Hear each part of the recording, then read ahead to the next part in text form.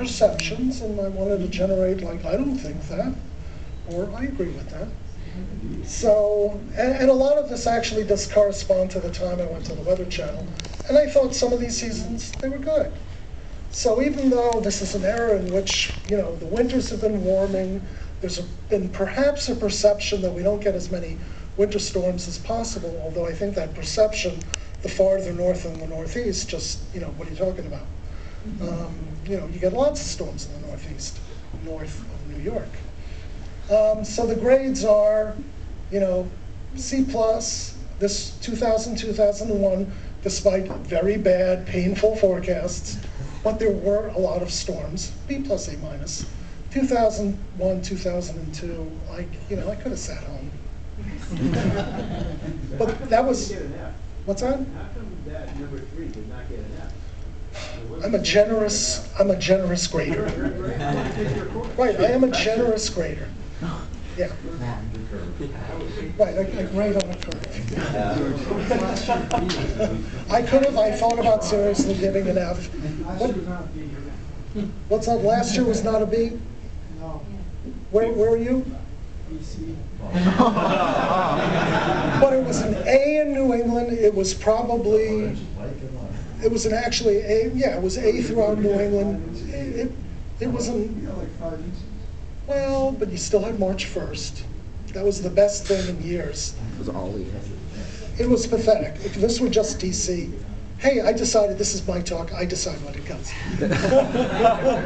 Yes, but I will agree in DC, yeah, it's been a really lousy 3 years, lousy. But the winners are actually 2002, 2003, 2004, 2005. Really good winter for at least a couple of months in between. And I gave 2005, 2006 a B, despite the fact most of that winter was horrible, but there were 2 events, and they were amongst my favorites. And then, this is my post-Weather Channel period, and if it weren't for New England, all of these 3 winters sucked. So I know Andy, I know up in upstate New York, fabulous, wonderful, but basically with that megalopolis, to wait till February and March for a bunch of sleet and freezing rain. So, C+. What's that?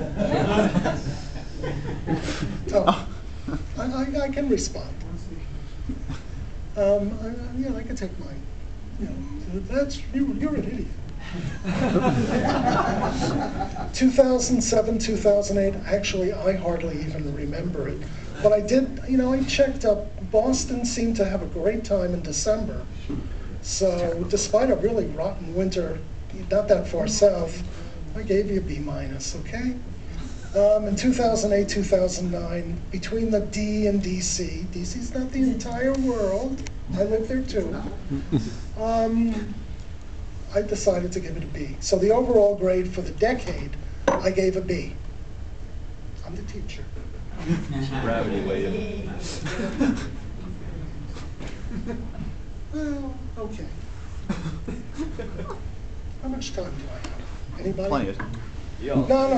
Don't do that because I can't yak. But, all right. That's 420 right now. 420? Okay. Keep going. Keep going. Anybody want to buy my book? You don't take credit cards. I don't take credit cards. But I can tell you where. It's really a shame that I don't. All right, 1999, 2000, C+. And I thought I was being really generous about that year because it really was a pretty crappy year. Below normal snowfall. CPC, I'm holding the wrong thing. CPC has a diagram of where the statewide ranks for the December through February period. And they didn't have a above normal area, they just had a much above and much below. But if you look at everywhere in the East, that's above normal.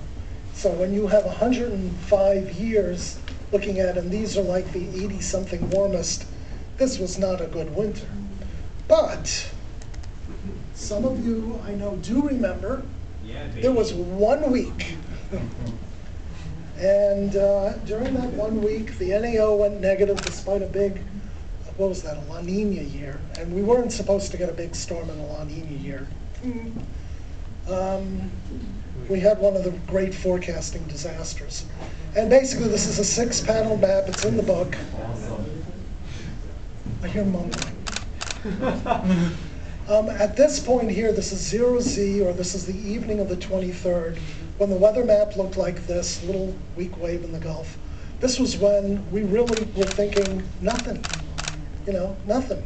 That was the evening before the 24th. And you even look at the 500 millibar pattern, yeah, there's a nice big vortex down here diving, but the models were all showing that, maybe, actually the longer range models were showing that this wave would actually be trouble. It's this one right up here. This one would just shear out and move to the south. But as we see the next morning, this is that fabled morning where I woke up and like my eyes were bugging up when I was looking at the radar, like, whoa, whoa, whoa, whoa. This was not supposed to happen, this little amplification down south. And then the rest of it was history. It sort of cut off, and then you had this little interaction between this shortwave diving south and this shortwave lifting northeast, and there you got your storm. It was a great storm for DC. It was a lousy storm for New York and a lousy storm for Boston. It was. It was. I remember, it was. Well, first I'll get into, here's the 60-hour forecast, and this is ADA apparently. The blue line is what was forecast, the orange line is what verified. Ooh, circle. The other one. And this was a satellite picture when it was like, it's not supposed to look like that with a flat wave. And this is what the MRF and the European, our fabled models, were predicting for the morning where the cyclone was really bombing down. So that's, if you remember, that's what we were looking at.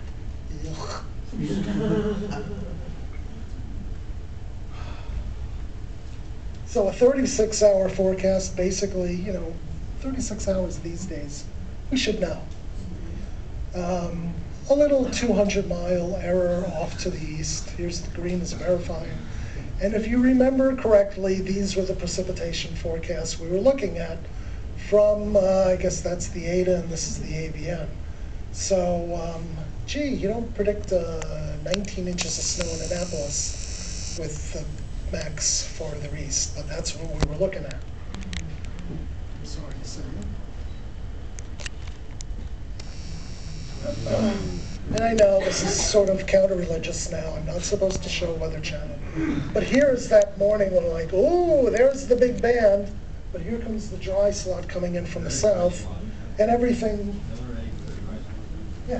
was moving up and around like that. So later in the day, everything became really scattered in here, but the band was really focused further west, which is why DC did really well, which they do all the time. Oh, and actually, you'll appreciate this. Jim Sisko called me that evening, and his remark was, "Oh, Paul, well, you should see what you're missing here." And I just said, "Shut up."